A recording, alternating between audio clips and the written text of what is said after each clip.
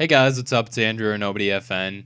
I just got home from school today, and this was actually the first day of my second trimester.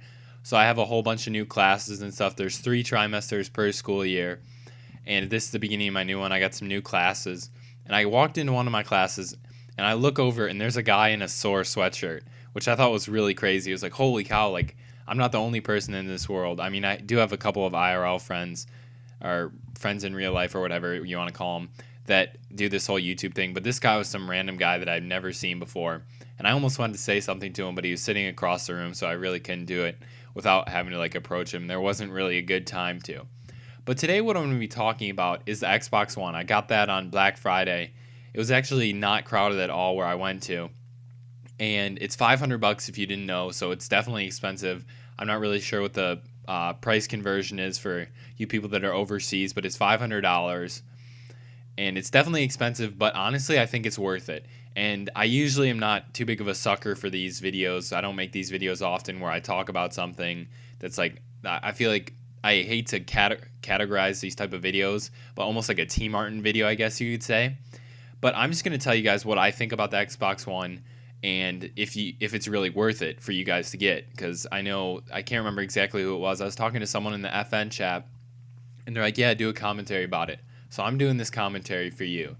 So when I went and got the game on Friday, it was Black Friday, and I went out to GameStop, and I was talking to the guy there, and I was like, so how many do you have left? Do you sell a lot? And he's like, honestly, when the parents come in, the PS4 is $100 less than the Xbox One. And he said, literally, everyone just buys the PS4 because they see the price. And he said, but honestly, I have an Xbox One and the PS4 myself. He said that to me. He's like, the Xbox One is so much cooler. It's 1,000 times cooler. But everyone just sees the price difference and instantly it's just like, oh, well, I'm buying this. But honestly, if you think about it, how long these systems last, I've had my Xbox 360 for 6 years, had no problems with it, and I've played it so much. It's probably got the most playtime out of anything that I own, except for, I don't even really know. But they last for a really long time. It's basically like buying a computer. So I would definitely recommend the Xbox over the PS4 there's a bunch of different reasons. I'm not going to really go into that. I'm going to talk about a couple other things that I was thinking about in my head. And another thing is, if you're only going to buy the Xbox One, this is my only regret about buying the Xbox One right now, is if you're going to only buy the Xbox One for Call of Duty, which I did because I don't have enough money to buy any of the other games. But if you're only buying it for Call of Duty, Ghosts or whatever, I would wait. Because the lobbies on the Xbox One, I can honestly say, are so much harder than on the 360. Obviously there's Ground War, which is really cool. Even though I kind of can prefer Kill Confirmed over Ground War now. But the lobbies are a lot harder, and I feel like everyone is really good. Because if you think about it, the people that have the Xbox One right now are only the diehard gamers. Because they bought it right away and everything. They went out and camped out in front of the store and all that. So the lobbies are definitely a lot different. So if you're only buying Call of Duty, I would just save your money until you have enough money to buy another game. For example, like Battlefield. I know Rise is a really popular game. The Need for Speed looks really sweet. I'm not exactly sure which ones I'm going to get, but there's obviously a lot of cool ones. And another cool little feature is that you can buy all the games off the dashboard. I don't know if it was like that for the 360 where you could buy every game, but there's literally every single game on there. When I get $60, I'm going to give the $60 to my mom and use the credit card on my account to buy Battlefield 4. I think that's going to be my next purchase, but I'm up for suggestions. So if you think there's another game that I should buy, feel free to tweet that at me or something like that. And I'm just going to talk about a couple of the cool features. One really cool feature is the Skype. If you didn't know, you can't talk to people on the 360 or play 360 games. Actually, you might be able to play 360 games, but not online. I'm not really sure. Haven't tested that out. But I was playing with my friend Josh last night, and he doesn't have the One yet. So we were talking on Skype. I was on my Xbox talking on Skype, and he was on his computer talking on Skype, and we were both playing our separate games. But I thought the Skype is really, really cool. That's a feature that I was really pumped to see. The microphone, another thing, kind of going along with Skype. And the microphone is really cool because it's really sturdy.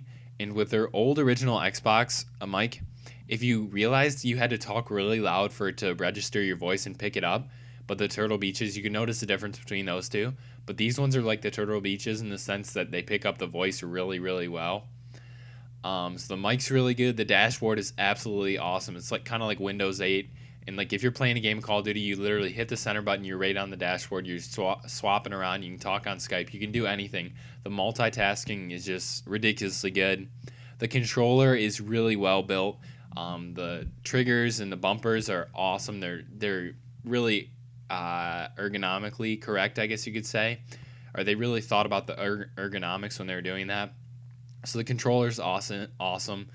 The little sticks. The sticks are really cool. They're smaller and they're really sensitive. So like I had to turn my sensitivity down a little bit on Call of Duty.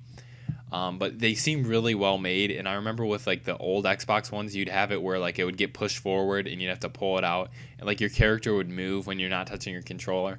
I don't think we're gonna have any problems with that.